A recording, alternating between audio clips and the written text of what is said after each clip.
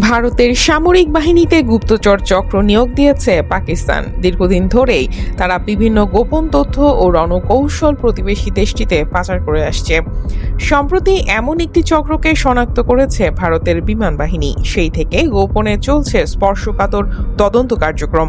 ভারতীয় সংবাদ মাধ্যম দ্য হিন্দু জানায়, তদন্ত চলমান অবস্থায় আসামে বিমান বাহিনীর একটি ঘাঁটি থেকে সুমিত কুমার নামে ৩৬ বছর বয়সী এক কর্মচারীকে গ্রেফতার করেছে দেশটির পুলিশ। তার বিরুদ্ধে পাকিস্তানের হয়ে কাজ করার অভিযোগ আনা হয়েছে। অভিযোগের প্রাথমিক সত্যতা পাওয়া গেছে বলে জানিয়েছে বিমান বাহিনী।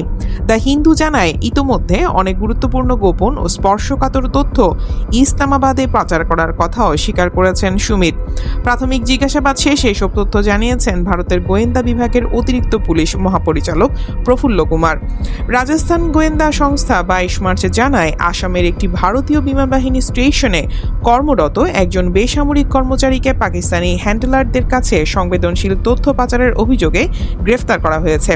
পুলিশ কর্মকর্তা প্রফুল্ল জানান, রাজস্থান গোয়েন্দা সংস্থা এবং বিমান বাহিনী গোয়েন্দা সংস্থার একটি যৌথ অভিযানে অভিযুক্তকে গ্রেফতার করা হয়। তিনি বলেন, গত জানুয়ারিতে জয়সলমীর থেকে এক সন্দেহভাজনকে গ্রেফতারের মাধ্যমে এই তদন্ত শুরু হয়। এর সূত্র ধরেই সুমিতকে শনাক্ত করা হয়।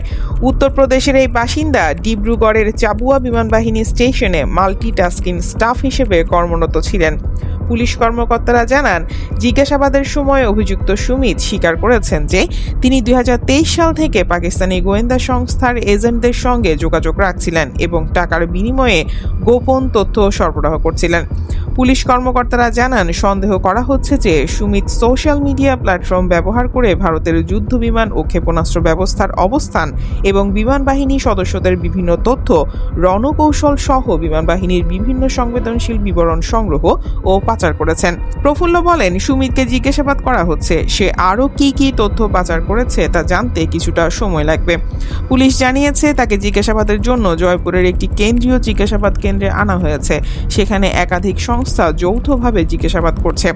এই বিষয়ে অফিসিয়াল সিক্রেটস অ্যাক্ট ১৯২৩ এবং ভারতীয় ন্যায় সংহিতার সংশ্লিষ্ট ধারায় একটি মামলা দায়ের করা হয়েছে। পাকিস্তানি চরের বৃহত্তর নেটওয়ার্কটি খুঁজে বের করতে সংকল্পবদ্ধ ভারতীয় পুলিশ ও গোয়েন্দা বাহিনী।